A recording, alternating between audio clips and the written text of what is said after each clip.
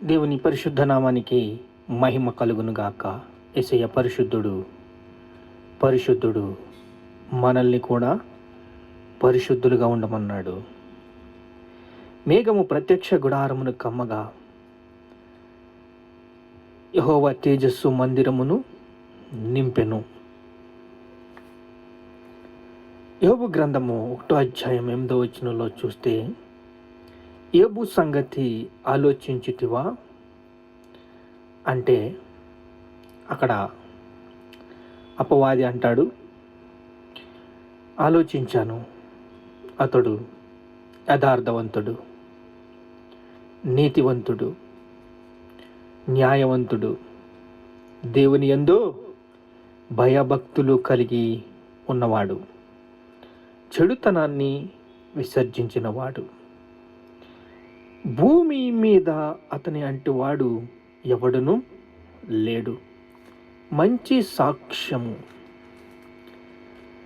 సాక్ష్యము యొక్క మూలము పరిశుద్ధత.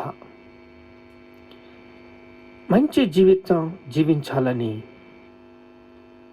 దేవుడు ఆశపడుతున్నాడు. కానీ ఒక్క నుయ్యలోంచి మంచినీళ్ళు, ఉప్పు నీళ్ళు ఊరవు. మంచినీళ్ళు అయితే మంచినీళ్ళే ఉంటాయి, ఉప్పు నీళ్ళు అయితే ఉప్పు నీళ్ళే ఊరుతాయి.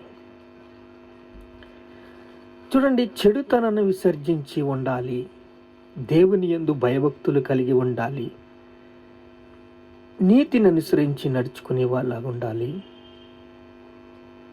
అక్కడ ప్రేమకున్న బహు విశేషమైన శక్తి ఏమిటంటే యథార్థత. నమ్మకమైన వారు, యథార్థవంతులు కావాలి, నమ్మకమైన వారు కావాలి. వారికి ఒక విజన్ ఉండాలి, దర్శనము ఏం చేస్తుందంటే, యేసేపుకు ఒక దర్శనం ఉంది. ఆ దర్శనం పట్ల బహు భయభక్తులు కలిగి జీవించాడు. జ్ఞాపకము చేసుకుంటున్నాడు, మళ్ళీ ప్రార్థన చేస్తున్నాడు. తన తండ్రి ప్రార్థన నేర్పించాడు. తాను బహుశ్రమల్లో ఉన్నప్పుడు, కట్టుబట్టలతో బయటికి వెళ్ళిపోయినప్పుడు, తాను ఎలాగైతే ఆస్తిని సంపాదించుకున్నాడో, భార్యల్ని సంపాదించుకున్నాడు, ఆ మందల్ని సంపాదించుకున్నాడు, వాటికి ఎలా పిల్లలు పట్టినప్పుడు చువ్వలు ఎలాగా జార్లు వస్తున్నాయో, తన మామ దగ్గర తను పెట్టే బాధల్లో, వేదనలో, కష్టాల్లో అదంతా కూడా తన కుమారుడికి నేర్పించాడు. ఆ నేర్పించినంత మైండ్లో పెట్టుకుని తాను ఆ దర్శనం కలిగి చూస్తున్నాడు, నడుస్తున్నాడు. యోబు సంగతి ఆలోచించితివా? మన సంగతి కూడా దేవుడు అడుగుతాడు. అడిగినప్పుడు మన లెక్కలు తేల్చవలసిన సంగతి అపవాదికి ఉంది. అపవాది మన మీద నింద మోపినప్పుడు మనకి యేసు అని ఒక దేవుడు ఉన్నాడు. యేసుక్రీస్తు మనల్ని నిందారహితులుగా చెయ్యడు. అక్కడ దేవుడి దగ్గర మనల్ని, మన కోసం, మన పాపాలు, మన బాధలు, మన కష్టాలు అన్నీ కూడా మోసుకుని వెళ్ళి చెప్తాడు. చెప్పి తన యథార్థతతో వీరి కోసం రక్తం కార్చాను అని చెప్పినప్పుడు వారి సాక్ష్యం ఏమిటి అంటే, మన సాక్ష్యం ఎలా ఉందో మనం చెప్పాలి. మన సాక్ష్యం ఎలా ఉంది, మన ఏంటి అన్నప్పుడు అక్కడ దేవుడికి వినబడాలి. ఏమిటి? యథార్థవంతుడు, న్యాయవంతుడు, దేవుని యందు భయభక్తులు కలిగిన వాడు, చెడుతనాన్ని విసర్జించిన వాడు, చెడుతనాన్ని విసర్జించి భూమి మీద అతడి వంటి వాడెవ్వడూనూ లేడని సైతాను చెప్తున్నాడు. ఉన్నది ఉన్నట్టుగా చెప్తాడంతే.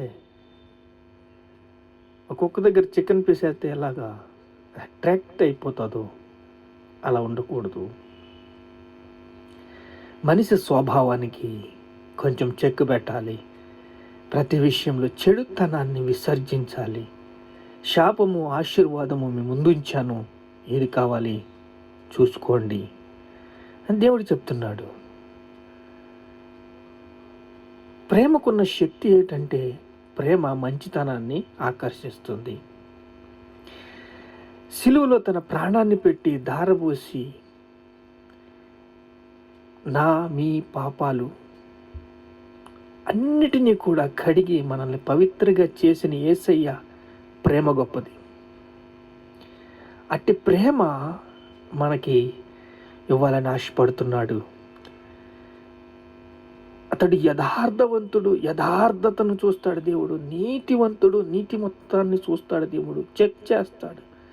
పరీక్షించకుండా దేన్ని మీ ముందుకు తీసుకుని రాలేడు. భయభక్తులు కలిగి ఉన్నాడా లేదా అని చెక్ చేస్తాడు. ఆలోచిస్తాడు, పాత్ర పనికొచ్చేదా, పనికిరాందా. దేవుడు పరీక్షించకుండా మీ పాత్రను నింపలేడు. మీ పాత్రను నింపాలి అంటే, వాళ్ళ అభిషేకంతో నింపాలి అంటే దేవుడు మిమ్మల్ని చెడుతనాన్ని విసర్జించి ఉన్నావా, దాన్ని అపేక్షిస్తున్నావా, ప్రేమ కలిగి ఉన్నావా లేదా. ప్రేమకున్న శక్తి ఆకర్షిస్తుంది, మంచితనాన్ని ఇమ్యులేటిన్స్ ఇస్తుంది, ఇంటిగ్రిటీ యథార్థతను కలిగి ఉన్నావా లేదా అని దేవుడు పరీక్షిస్తాడు. ప్రార్థన చేసుకుందాం. మహాపరిశుద్ధుడైన తండ్రి, యథార్థత, మంచితనము మనలో ఉన్నాయా లేవా అని పరీక్షించినప్పుడు పరిశుద్ధాత్మ దేవుడు లో నుండి ప్రేరేపిస్తున్నప్పటికీ, అపవాది పాపం వైపు దారి చూపిస్తున్నప్పటికీ, యుద్ధం జరుగుతున్నప్పటికీ ఏ పక్షాన ఉన్నావు నువ్వు అని దేవుడు అడిగినప్పుడు మనము యుద్ధశూరులుగా ఉండుటకు సహాయం చేయమని, హృదయములో శుద్ధ హృదయము దయచేయమని, కృపను అనుగ్రహించమని, బలపరచమని, స్థిరపరచమని, సిద్ధపరచమని మీకే సమస్త మహిమ ఘనత ప్రభావాలు చెల్లిస్తున్నావు తండ్రి. ఆమేన్, ఆమేన్.